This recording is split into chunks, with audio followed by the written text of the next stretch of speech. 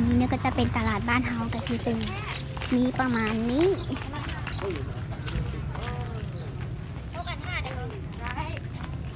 ขนมไม่อย่างนี้ค่ะขนมต้ม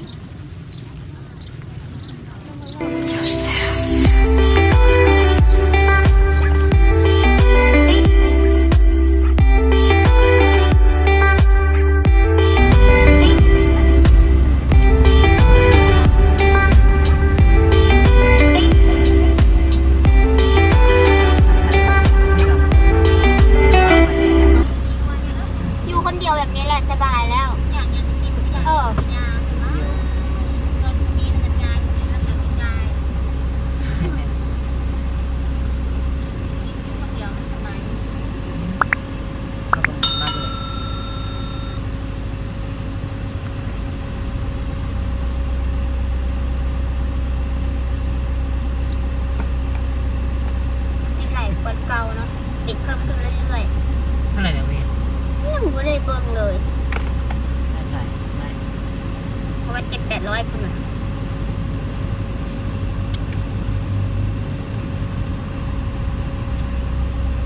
อันนี้ก็มาติดอยู่ไฟแดงนี้บาทนึง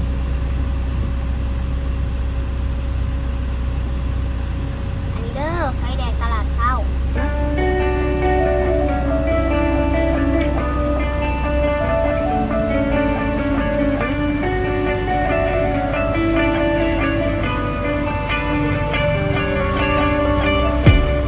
I wasn't on my way there anyway. I've fallen, I can feel it in my veins. We built an illusion out of this, but girl, I don't see anything after all was said and done. What's left to say? 'Cause I don't wanna take you down, and I figure it out. I don't wanna fall in love to lose it all someday.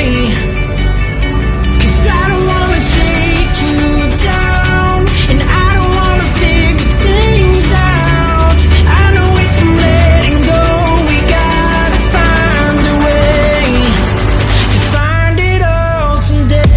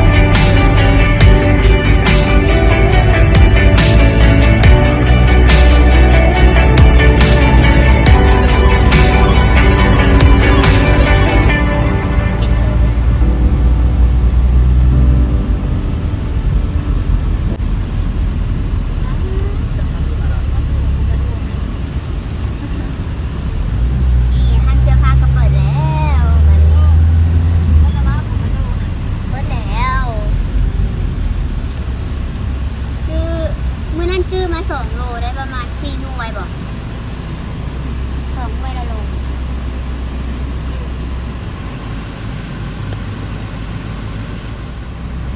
เลขเป็นโบแลนนะเลขกับนับไปเดง เศร้านี่ข้าเกินไปเลย เจ็ดเนาะตรงกระจ้างว่า ข้าเกิน จะเข้าเช้านี้จะมาเจ็ดโมงเช้าค่ะก็สิแหละฝันแล้วก็เลยแม่มึงกันมูอยู่ข้างๆแล้วกับเพื่อนเป็นเดียวมีเดียวเพื่อนก็เห็นแล้วก็ลุกอันเดียวมึงเพื่อนยังข้างๆกองหัวอยู่บนอยู่อ่ะแม่สิลุกกับลูกได้หวานด้วยขี่เข้าไหนโอ้ยโดนติด ส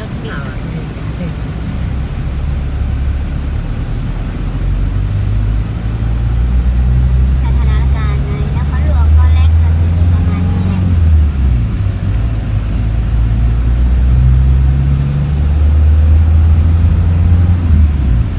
ห้านน้ำห้านเยาวราชก็เปิดแล้วห้านอาหารเปิดแล้วนี่ห้านอาหารเยาวราชเปิดแล้วเปิดไปถึงแล้ว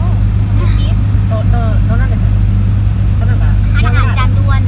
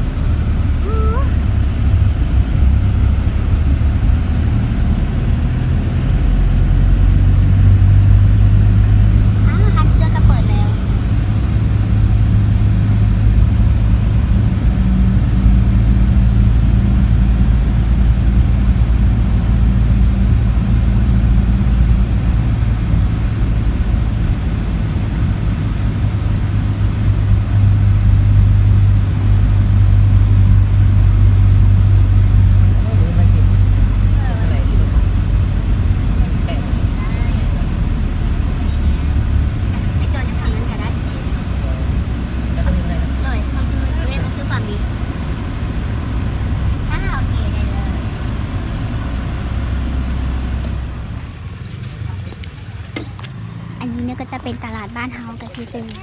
มีประมาณนี้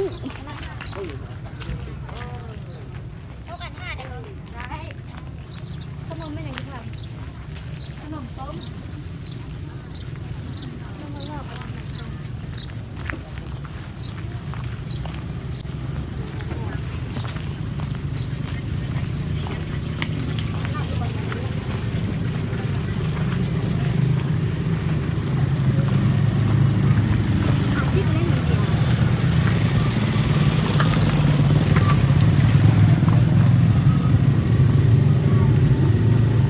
ใส่มาง่ายกว่านะมันต้องมันต้อง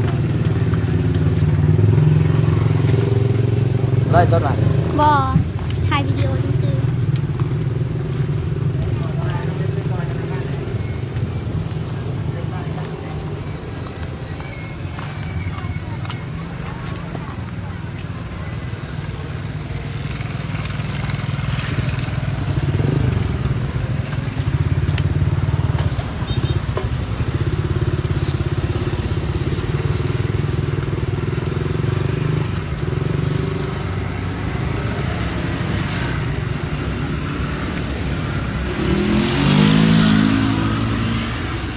อ๋อ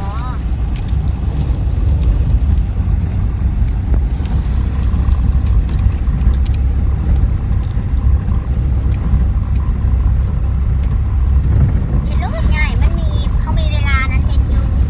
นะว่ากับใหญ่นะเขามีเวลาเห็นอยู่นี่ไฟฟ้าหารักตัดไฟก่อนโอ้ยทางไปบ้านเขาดีๆทางมาบ้านเขาก็ขี่ไล่จังสี่แหละ ที่แรกเจ้าเข้าก็เจ้าสร้างใหม่ๆมีคนที่ตัด โบเริ่มจากสูงพักหนึ่งเลยแหละ จักเห็นอย่าง ไม่ใช่ให้ที่อย่างชีวิตประจำวันน้องพีนี่อย่างใจแม่ โดย ไม่ใส่อาชีพนักการ ให้ ต่อ อันนี้เข้ามาในบ้านแล้วนะ เหมือนในความฝันเลยนะ อืมถึงแล้ว